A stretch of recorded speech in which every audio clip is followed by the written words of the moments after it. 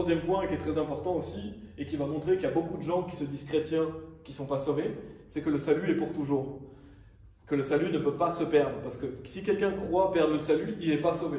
Ce n'est pas une petite différence doctrinale en vous disant, voilà, lui, simplement, il croit peut-être qu'il peut perdre son salut. Non, cette personne, elle n'est pas sauvée. Si quelqu'un vous dit qu'il peut perdre son salut, il n'est pas sauvé, parce qu'il n'a pas confiance en ce qu'a fait Jésus-Christ.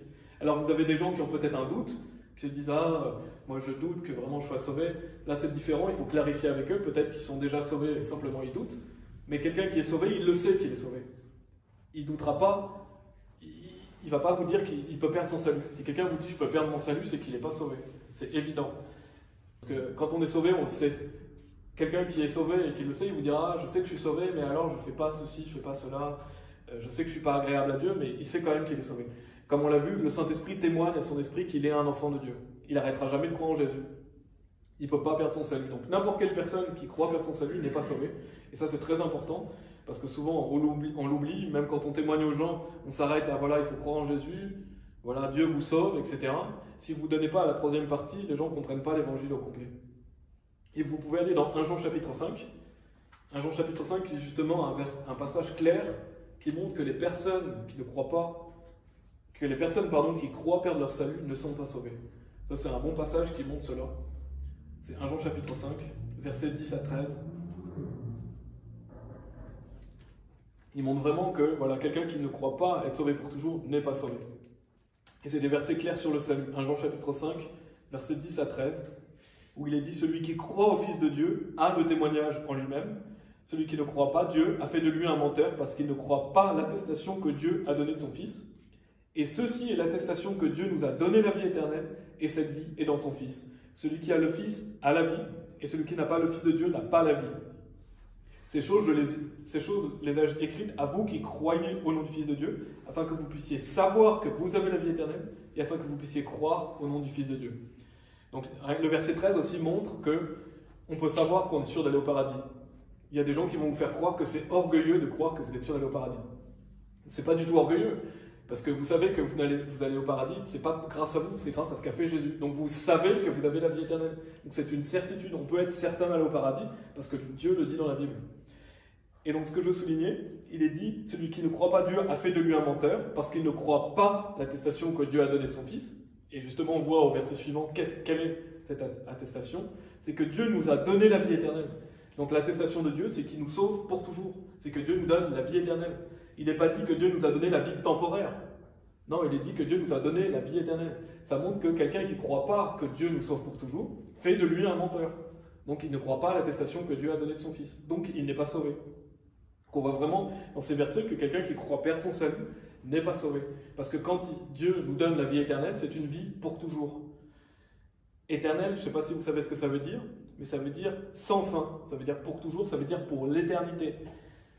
Et même dans un dictionnaire classique, il est dit, à propos du mot éternel, qui est sans fin, d'une durée indéfinie, qui ne cessera d'exister. Donc si vous avez une vie qui ne s'arrête jamais, est-ce qu'elle peut s'arrêter? Non. Donc si une personne croit perdre son salut, il croit qu'il a une vie temporaire.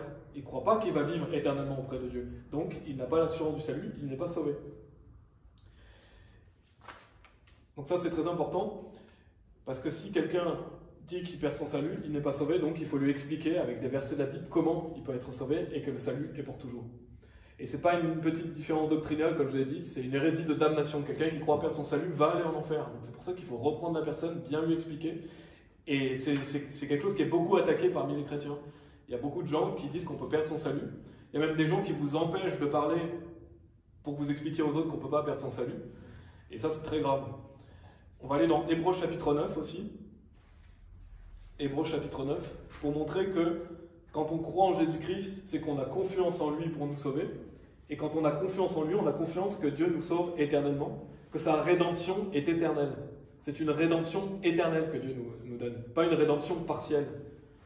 Dans Hébreux chapitre 9, versets 11 et 12, il est dit « Mais Christ étant venu en tant que grand prêtre des bonnes choses à venir, par un plus grand et plus parfait tabernacle, non fait par des mains, c'est-à-dire non de cet édifice, ni par le sang des chèvres et des veaux, mais par son propre sang, il est entré une seule fois dans le Saint-Lieu, ayant obtenu la rédemption éternelle pour nous. » Donc Jésus-Christ est mort une fois pour nos péchés, et il obtient quoi? La rédemption éternelle pour nous. Ce n'est pas la rédemption temporaire. Vous n'avez pas « Ah, je te pardonne de tes péchés pour tant de jours ». Non, c'est « Je te pardonne de tes péchés pour toujours ». C'est une rédemption éternelle. Ça veut dire que le jour où vous croyez en Jésus, vos péchés futurs sont aussi pardonnés.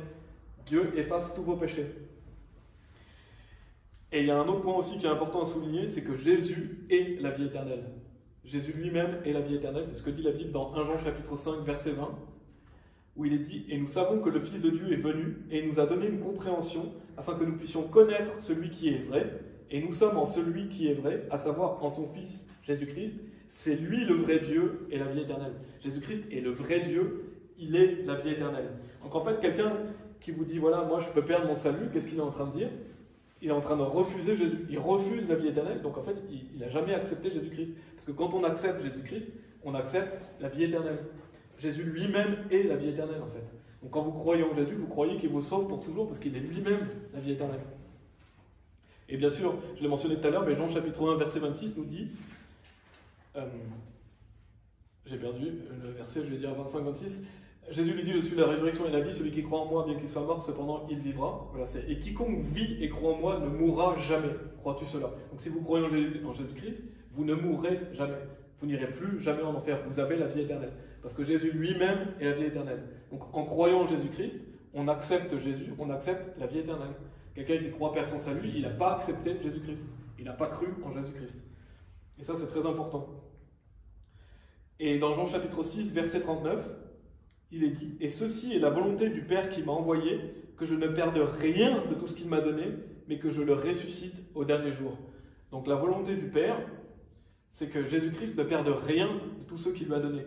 Donc si vous dites que vous pouvez perdre votre salut, vous croyez que Jésus-Christ va perdre de ce que Dieu lui a donné. Et donc vous faites de lui un menteur. En fait, vous blasphémez Dieu en disant qu'on peut perdre le salut. Parce que vous dites que Jésus-Christ va perdre ce que le Père lui a donné. Or, Jésus-Christ ne va pas les perdre, c'est ce qui est dit, que je ne perde rien de tout ce qu'il m'a donné, mais que je le ressuscite au dernier jour. Quand on croit en Jésus-Christ, on a l'assurance qu'on va être ressuscité un jour. On va aller dans 2 Timothée chapitre 2 aussi. J'en ai encore quelques minutes, on a bientôt fini. 2 Timothée chapitre 2. Là, c'est important, je souligne beaucoup le fait que si vous croyez perdre votre salut, vous n'êtes pas sauvés, que le salut est pour toujours. Notamment pour les personnes qui pourraient écouter et qui croient perdre leur salut, qui comprennent qu'ils ne sont pas sauvés, qu'ils ont besoin de mettre toute leur confiance en Jésus-Christ afin d'être sauvés. Dans 2 Timothée chapitre 2, versets 11 à 13,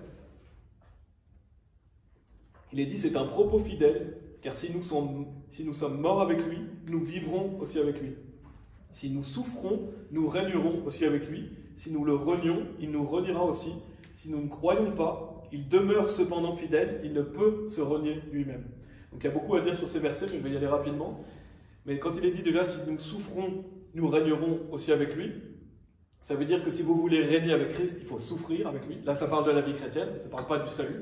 Le salut, il est gratuit, vous croyez, vous êtes sauvés. Si vous voulez régner avec lui, donc si vous voulez avoir de l'autorité dans son royaume, il faut souffrir avec lui. C'est ce que dit la Bible. Si nous le renions, il nous reniera aussi. Là, ça parle d'être renié sur la terre, d'être renié en tant que disciple. Parce que quand vous êtes sauvé, vous n'êtes pas forcément un disciple. Pour être un disciple, il faut suivre Jésus-Christ. Et ça, il y a peu de gens sauvés qui le font. Mais si justement vous reniez Christ, par exemple, si vous reniez Christ devant vos amis, ou si vous le reniez par peur, alors il vous reniera, c'est-à-dire qu'il vous renie en tant que disciple. Comme Pierre avait renié Christ, il a été renié en tant que disciple. Mais après, il s'est repris. Parce que un chrétien a la possibilité de se reprendre et justement de suivre Jésus-Christ. Ça, c'est la vie chrétienne. Si nous ne croyons pas, il demeure cependant fidèle, il ne peut se renier lui-même. Donc là, si nous ne croyons pas, ça veut dire si nous avons des doutes, si nous n'avons pas notre confiance dans Jésus, par exemple, pendant les tribulations, pendant les persécutions. Parce que 2 Timothée chapitre 2, ça parle beaucoup justement des persécutions, ça parle beaucoup d'être persécuté en tant que chrétien. Donc si nous ne croyons pas, ça veut dire, voilà, si je n'ai pas confiance que Dieu va m'aider dans ces persécutions, eh ben, il demeure cependant fidèle, il ne peut se renier lui-même. Donc c'est un verset qui montre clairement que Dieu restera toujours fidèle. Donc on ne peut pas perdre son salut. Parce que avoir confiance en Jésus-Christ, c'est avoir confiance que Dieu est fidèle. Si vous dites que vous pouvez perdre votre salut, vous croyez que Dieu est infidèle. Donc vous faites de lui un menteur. Non, il faut croire que Dieu est fidèle. Parce que ce n'est pas à nous d'être fidèles à Dieu pour être sauvés, mais c'est de croire dans la fidélité de Dieu qui nous sauve. Et il dit, il ne peut se renier lui-même, déjà parce que vous avez l'Esprit Saint en vous, que l'Esprit Saint vit en vous, donc Dieu ne peut pas se renier lui-même. L'Esprit Saint vit en vous, donc vous avez l'assurance d'être sauvé parce que Dieu ne peut se renier lui-même, et aussi parce que Dieu ne peut pas mentir. Dieu ne va pas mentir. Donc Dieu est fidèle, le salut est pour toujours.